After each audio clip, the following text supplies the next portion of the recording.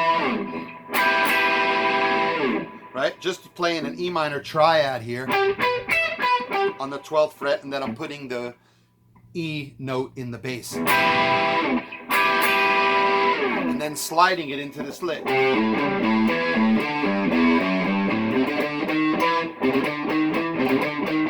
Now E minor in the key of C, right? It's the third. So you open up the song with the third of the key. And start this lick on C. So, I don't know if I have to break down every note, but you'll see, well, C, A, D, G,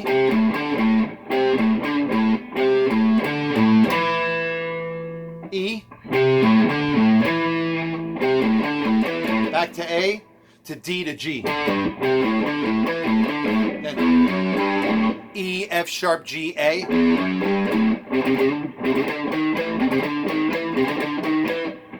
Got like that little triplet there from C to G, C to D. And then I add this chromatic note in here. I'm going from C to D to E, but I put an E flat in there. And that's a nice thing about chromatic notes or passing tones. They're going by so quick that it doesn't really matter essentially if they're in the key or not. They're used as coloring, as flavor, right? Instead of...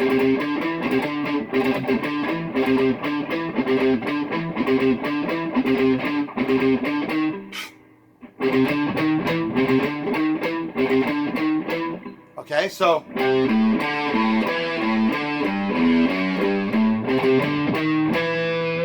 And so this is in C, but it has, you'll say, well, Frank, you're playing an F sharp here. That's correct. You can look at that as a flat 5 in C. You can look at it as that dissonant minor 5 sound, or you can look at it as the key of G if you like, whatever's helpful for you. Okay, and even if it is if we're going to say it's in the key of C and we throw an F sharp in there, it's very much like the E flat. It's a passing tone, and we're back to A, right? Ending on that E, which is in the key. Okay, so that's the opening lick there. And it's kind of got this cool pedal tone, this A, more of an anchored tone that I keep coming back to in A. So I'm playing in C, but I keep bouncing off this A.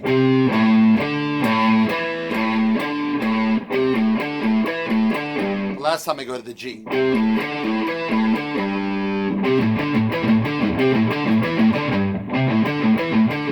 Right? Similar to like what Randy Rhoads did in the opening of Crazy Train. Can't keep coming back to that F sharp. Right? So it's got that feel. Okay? And again, that chromatic note is the interesting thing about this opening lick. It's got that E flat. And you put those chromatic notes in. Like I said, if you got a line in a song, say in a solo, for example, and you're going, maybe you can throw in those in-between notes.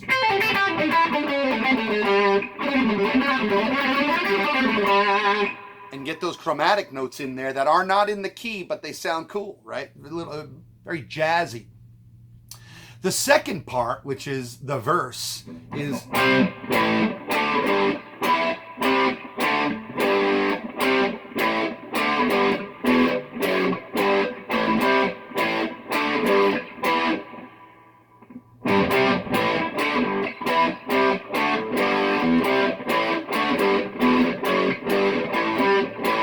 Okay? Now there's a couple things I want to say about the very jumpy sequence there. There's probably an easier way to play that.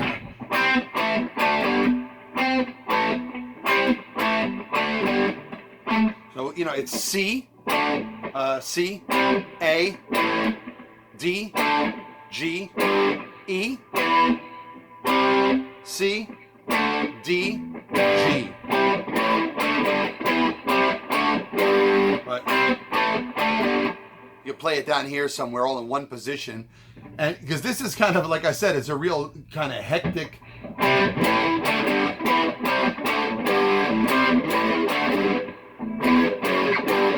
that's E, F sharp, G, A, back to the beginning. F sharp, E, F sharp, G, A, and back to the pattern that repeats, starting on the C.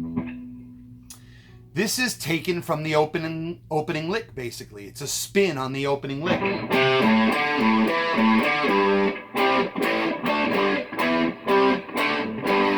Right? And the opening lick has...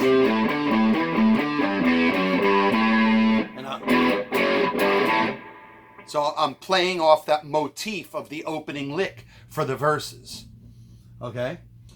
And in the verses there, Cinderella man, I'm sailing. He's playing at it, if we're looking at it as the key of C. And I'm bouncing around these chords in C because I'm not outlining major or minor here. We're playing just power chords, root 5.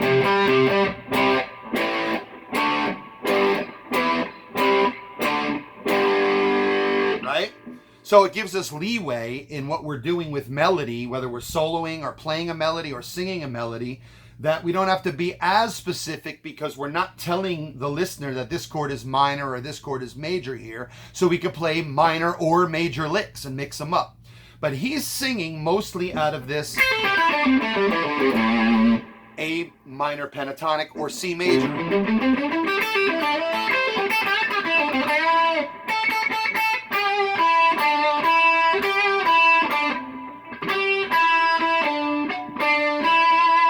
Those are the notes of the vocal melody, roughly. And even in the changes of the different parts he sings, he sticks right around those notes. So you're playing with 5 or 6 notes. So if you were to analyze them, which I'm not going to do in depth, you'd find that they're all right around in there. A minor, C major, which are synonymous. Okay, so that's the cool thing about part 2. It's got this jumpy sequence. The chords are derived from the opening motif, so it's familiar to the listener. It also contains an odd time signature. There's a bar of 4 and then a bar of 7, right? So let's listen to it. 1, 2, 3, 4, 5, 6, 7, 8. 1, 2, 3, 4, 5, 6, 7. 1, 2, 3, 4, 5, 6, 7, 8. 1, 2, 3, 4, 5, 6, 7, 1. We threw in that odd meter, that 7/4 time signature, because Rush Plays is known for playing in odd time signatures, 7/8, 7/4. So we had to get that in there at some point. So it was a bar of 4 and a bar of 7 in there. And rather than counting it, you feel it. You know, you start to get familiar with it, and you're not counting when you're playing it. You're just feeling that.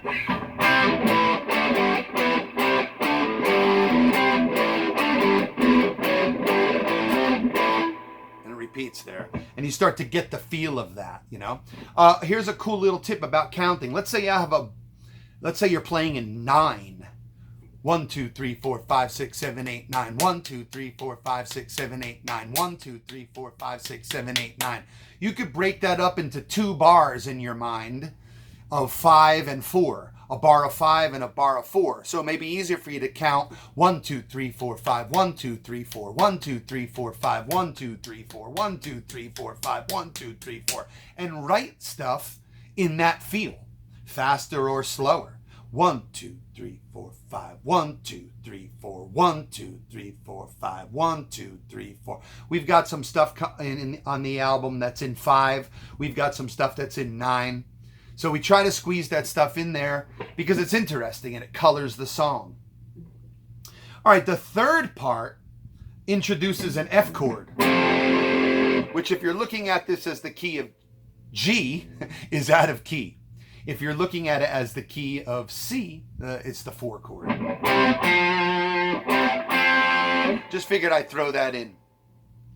Because we have an F sharp in the song already. Now here's an F in the chord. And you know what, in the song, the bottom line is do what you want.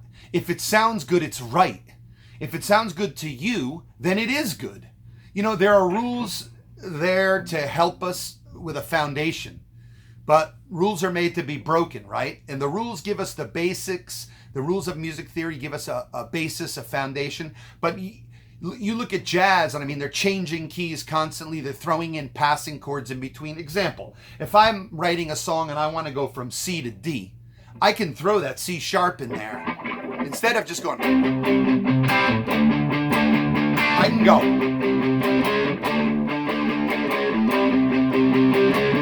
And someone's going to say, oh, the theory police, but that C sharp isn't in the key. It doesn't matter. I can go chromatically all the way up. If I want to get from C to E, I can go.